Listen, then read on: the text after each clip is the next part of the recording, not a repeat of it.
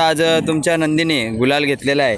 कुठेतरी 2 दिवस पाऊस थांबला आणि त्यानंतर आज तुम्ही भरपूर लांबवरचा प्रवास करून या ठिकाणी आलात. सर्वप्रथम तुमचं अभिनंदन असेल. आज तुमचा गुलाल झाला आहे. कुठली गाडी भाऊ? आमची गाडी नांदिकना भिवंडी. नांदिकना भिवंडीची. घरची गाडी का दादा?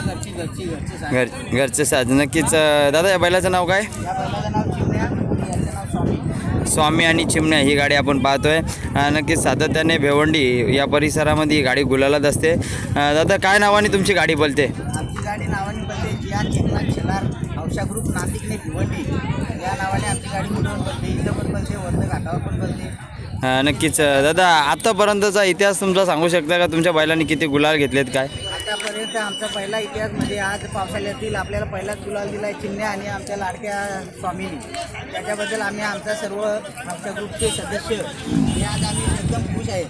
नक्कीच पाहू शकता आपण हौशा ग्रुपचे सर्व सदस्य या ठिकाणी. त्यांचीसुद्धा थोड्या वेळात मुलाखत घेऊ. पण मी पावसाळ्याच्या पहिले बिनजोडच्या शर्ती ज्या मुंबईमध्ये चालायच्या त्यामध्ये तुम्ही आत्तापर्यंत किती गुलाल घेतले? यापर्यंत आता आमच्या या स्वामीने आम्हाला हा गुलाल धरून 49 आमचा गुलाल आहे आणि आम्ही 50 गुलाल पूर्ण करणार आजच्या रविवारमध्ये. नक्कीच दादा, तुम्हाला त्या मैदानासाठी सुद्धा बेस्ट ऑफ लक असेल.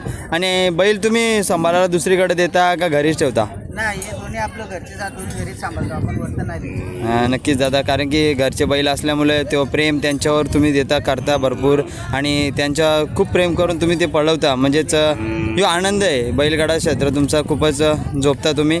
आणि दादा, विचारायला गेलं तर नक्कीच यावर्षी तुमचा बैल बिनजोडलाच पळतो का दुसरा गाठा वगैरे पळाला आहे? नाही, यावर्षी आपला बैल पहिले वर्त होता हा स्वामी. त्यांनी वर्त सेमी करून फायनलला 3ला उतरला आणि त्याच्यानंतर खाली उतरवला. त्याच्यानंतर 49 गुलाल इथे झाले आणि 50 गुलाला आम्ही वाढ बघतो. तो 50 गुलाल आम्ही पूर्ण करणार आपले दोन्ही घरचे दोन्ही चिमणे आणि स्वामी. दादा, बैल तुम्हाला गटाला जास्त पळतो का बिनजोडला? दोन्ही गटाला पण तेवढाच पळतो आणि पिंजोरला पण. इकडं पिंजोरला आम्ही 3 वेळा करतो, गटाला पण 3 वेळा चालतो. ते बैलांचा काही विषय नाही, 3 वेळा कुठून पण चालतो. काही स्वप्न तुमचे कोणत्या नंदीच्या जोडीला पळायला पाहिजे बैल?